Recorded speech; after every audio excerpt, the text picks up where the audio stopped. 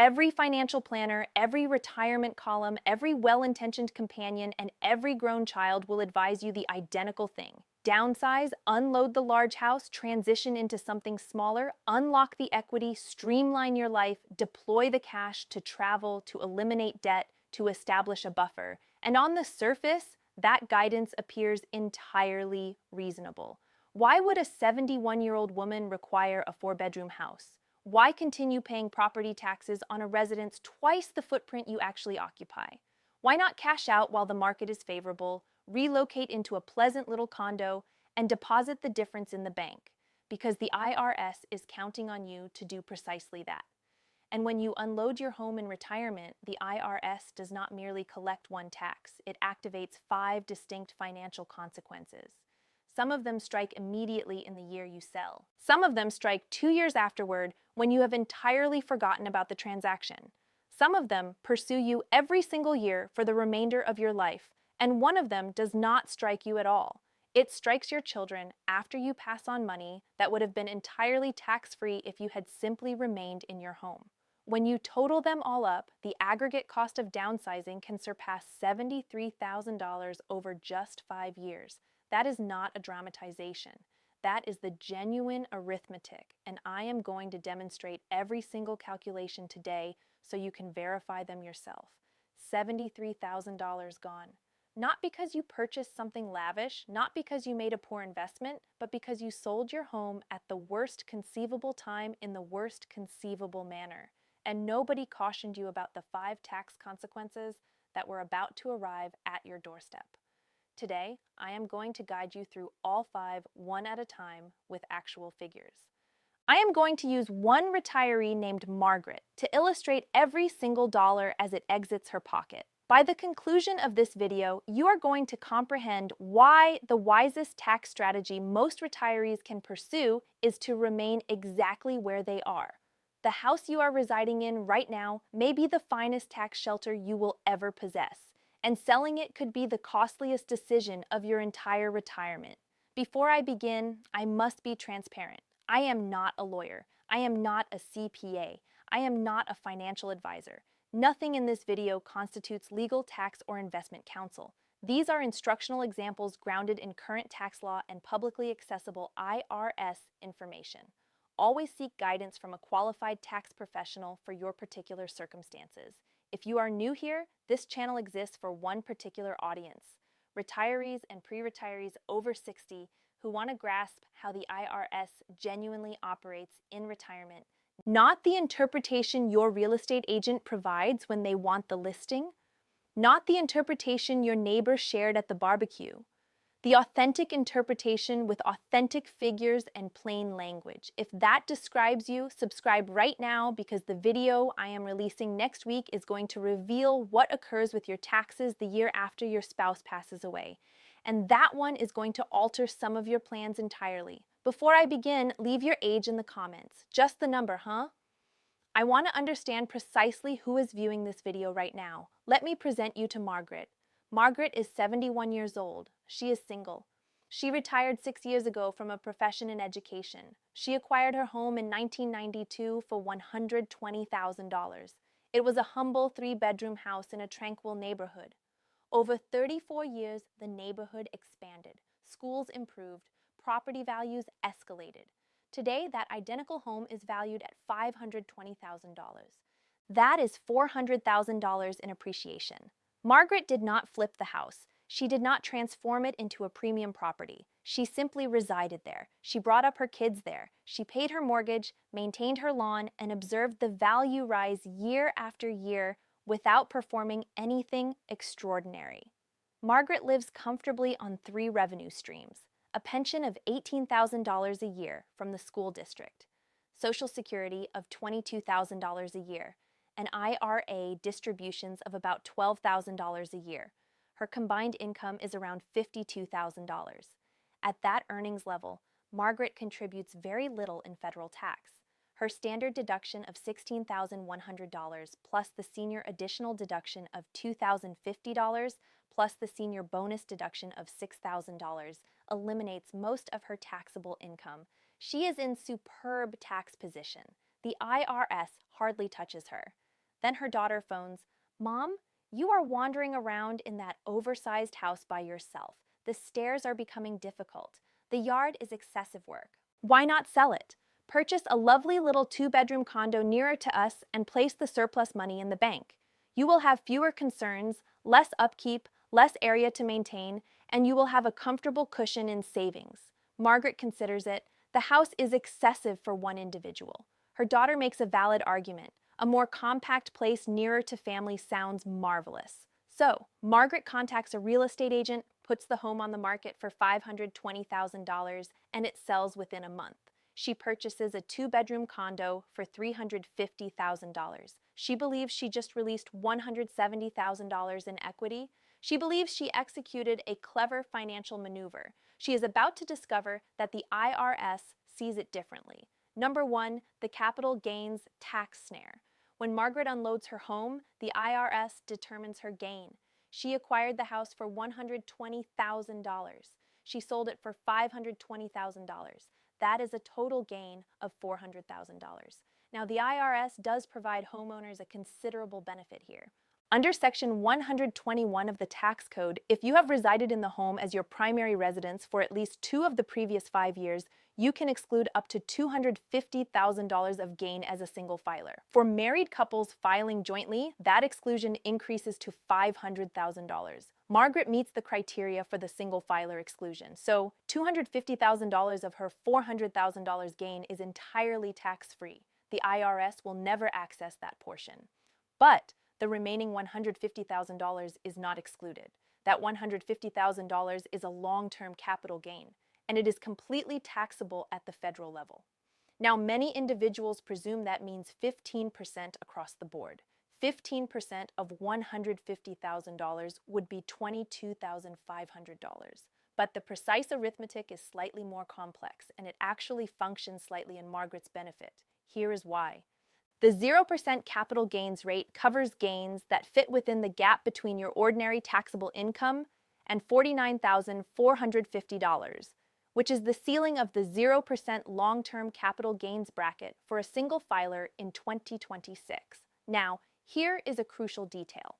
Margaret ordinarily qualifies for the $6,000 senior bonus deduction, but that deduction disappears when your modified adjusted gross income surpasses $75,000. In the year she unloads her home, her income surges to nearly $200,000. She forfeits the senior bonus completely for that year. Her deductions decline from $24,150 to $18,150. That means her ordinary taxable income in the sale year is roughly $30,550. That provides approximately $19,000 of space in the 0% bracket.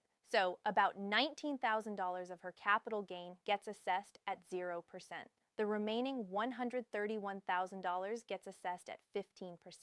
That produces her actual capital gains tax obligation of $19,665. Let me repeat that figure again. $19,665.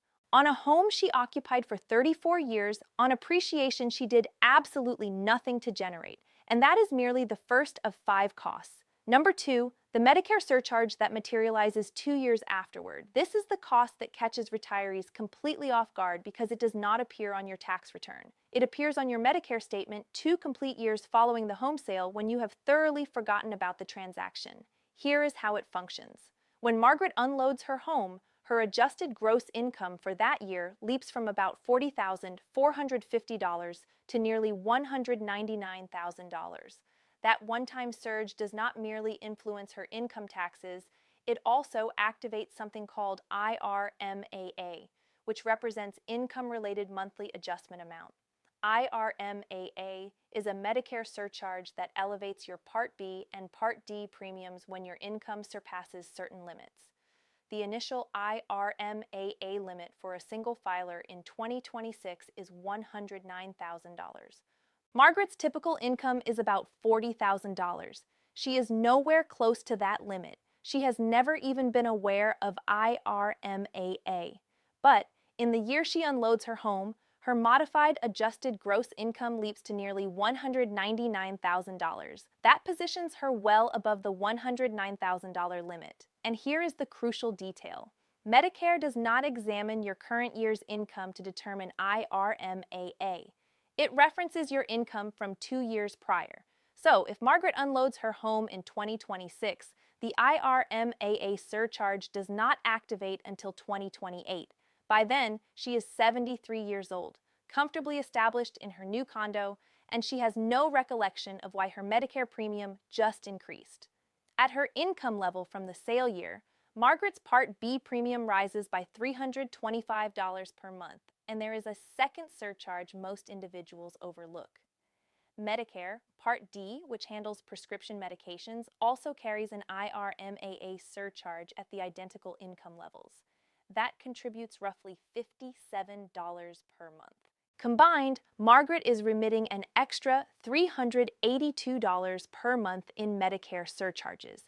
That is $4,584 for the year. The positive aspect is that because Medicare recalculates every year using income from 2 years earlier, the surcharge only persists 1 year. Her 2029 premiums will be grounded in her 2027 income, which has returned to normal. But she still remits $4,584 that she would not have remitted if she had retained her home. Now, there is a form called SSA 44 that permits you to contest the IRMAA surcharge based on a life-altering event. But a voluntary home sale is not a qualifying event. The Social Security Administration only acknowledges 8 particular situations: marriage, divorce, death of a spouse, ceasing or reducing employment, loss of income, producing property due to a catastrophe, loss of pension, and employer settlement payments. Selling your home to downsize is not on the roster. Margaret cannot contest the surcharge. She remits it. Let me illustrate the scenario. It is 2028. Margaret is 73. She has been residing in her condo for 2 years. Home sale seems like distant history. She opens correspondence from Medicare and discovers a monthly premium $325 greater than last year. She phones Medicare.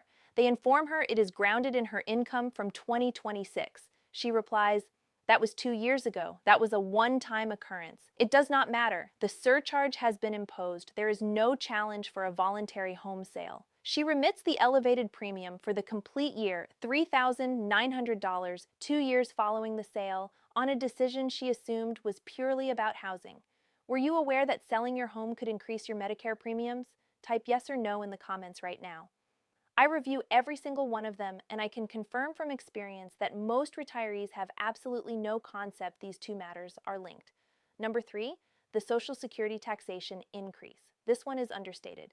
It does not emerge as a distinct line item on any statement.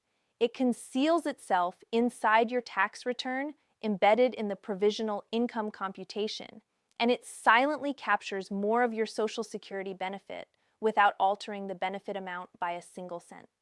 The IRS employs something called provisional income to establish how much of your Social Security benefit is taxable. Provisional income equals your adjusted gross income plus any tax-exempt interest plus half of your total Social Security benefit. The IRS established 2 thresholds for single filers, $25,000 and $34,000. Below $25,000, none of your Social Security is taxable. Between $25,000 and $34,000, up to 50% can be taxable. Above $34,000, up to 85% can be taxable. Those thresholds have never been modified for inflation since they were established in 1983 and 1993. Before the home sale, Margaret's provisional income is approximately $41,000. That positions her above the $34,000 threshold, so some of her Social Security is taxable. Her taxable Social Security before the sale amounts to about $10,450 out of a total benefit of $22,000. After the home sale, her provisional income catapults to $191,000. At that level, 85% of her Social Security becomes taxable. That is the absolute ceiling.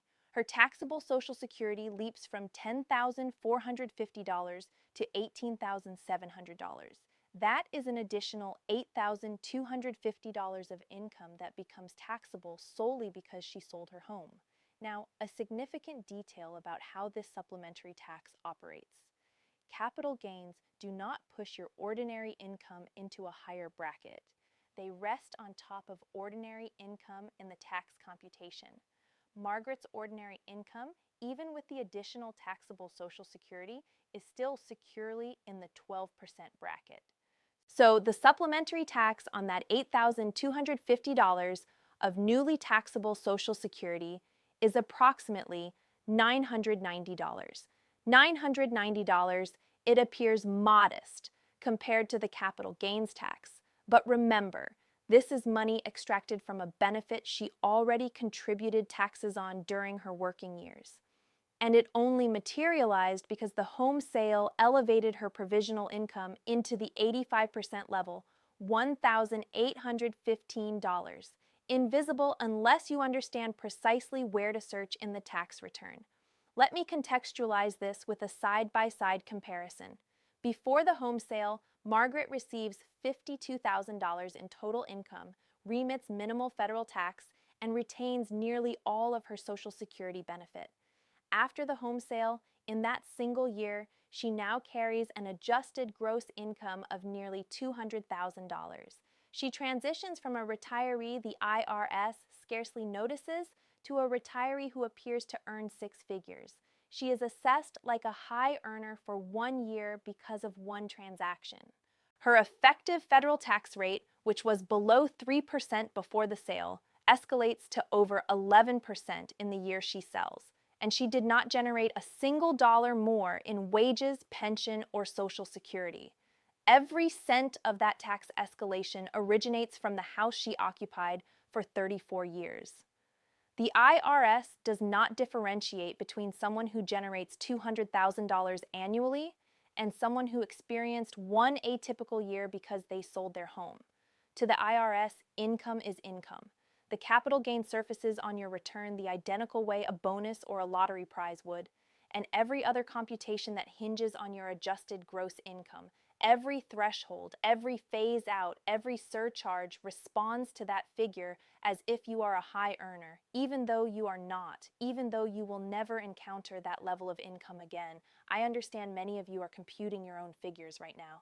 And I consistently advise consult a qualified tax professional about your particular circumstances. But if you want to comprehend the fundamentals before you schedule that consultation, that is what educational guides are designed for. They assist you in arriving prepared. Number 4, the transaction expenses that nobody categorizes as a cost. This is not a tax. The IRS does not receive this money, but it is money that departs Margaret's pocket, never returns, and only materializes because she chose to sell. When Margaret unloads her home for $520,000, she remits a real estate commission. Even at 5%, which is lower than the conventional 6%, that is $26,000. Then there are closing expenses, title insurance, transfer taxes, attorney charges, recording charges, settlement fees. For a home at this value range, those customarily amount to about $5,000. And then there are the physical relocation costs, packing services, movers, temporary storage, establishing the new residence, updating addresses, modifying everything. For a crosstown relocation, that is about $5,000. For a relocation to a different city, it can be considerably greater. Combine those: $26,000 in commission, $5,000 in closing expenses, $5,000 in relocation costs. That is $36,000 in transaction expenses alone. You might contend that transaction expenses are inescapable if you want to relocate. That is accurate. But the essential point is that these expenses do not materialize if Margaret remains in her home. Not 1 cent of this $36,000 departs her pocket if she simply stays where she is. That $36,000 was resting inside the value of her home, functioning for her passively, protecting her from taxes through the homestead exemption, and furnishing her with shelter every single evening. Now, it is gone, remitted to agents and attorneys and relocation companies. It is not invested. It is not producing returns. It is not expanding. It is not protected. It has simply vanished from her financial existence. Number 5, the property tax reassessment. This is the cost that accompanies Margaret for the remainder of her life. It does not strike once and vanish. It strikes every single year permanently. and it actually intensifies over time because property tax rates tend to escalate. Margaret has resided in her home for 34 years. Over that duration, many states and counties extend significant property tax advantages to long-term homeowners, particularly senior citizens. These advantages manifest in several forms. Homestead exemptions decrease the assessed value of your home by a fixed sum. In many jurisdictions, that exemption is $60,000 or greater for seniors. Assessment freezes or caps restrict how much your assessed value can escalate each year, typically to a modest percentage, regardless of how much the market value escalates. And some states provide senior tax freezes that secure your total property tax payment at a fixed sum once you attain a certain age. Margaret's current home carries a market value of $520,000. But because of assessment caps that have restricted increases over 34 years, her county's assessed value is only $280,000. With her senior homestead exemption of $60,000, her taxable assessed value is $220,000. At a property tax rate of 1.8%, her annual property tax is $3,960. When Margaret acquires her new, smaller condo for $350,000, the county assesses the property at its complete purchase price, $350,000.